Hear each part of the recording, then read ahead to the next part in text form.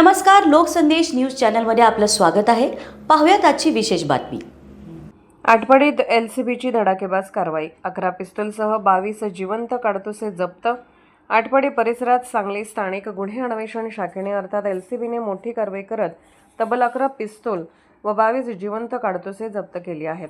या कारवाईमुळे परिसरात खळबळ उडाली असून अवैध शस्त्रसाठ्याविरोधात सांगली एलसीबीने केलेल्या उल्लेखनीय कामगिरीचे कौतुक होत आहे।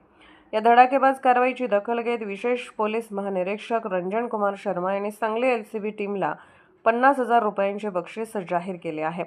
आटपाडी परिसरात अवैध शस्त्रांची वाहतूक आणि साठा होत असल्याची माहिती मिळाल्यानंतर एलसीबी पथकाने तपासाची चक्रे वेगाने फिरवली। त्यानंतर करण्यात आलेल्या कारवाईत 11 पिस्तूल 22 जिवंत काडतुसे पोलिसांच्या हाती लागले।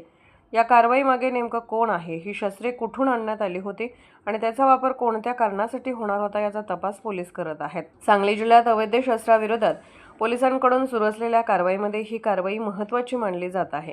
एलसीबीच्या या कामगिरीची दखल घेत विशेष पोलीस महानिरीक्षक रंजन कुमार शर्मा यांनी 50,000 रुपयांचे बक्षीस जाहीर केल्याने पोलीस दलातील या पथकाचे विशेष कौतुक होत आहे।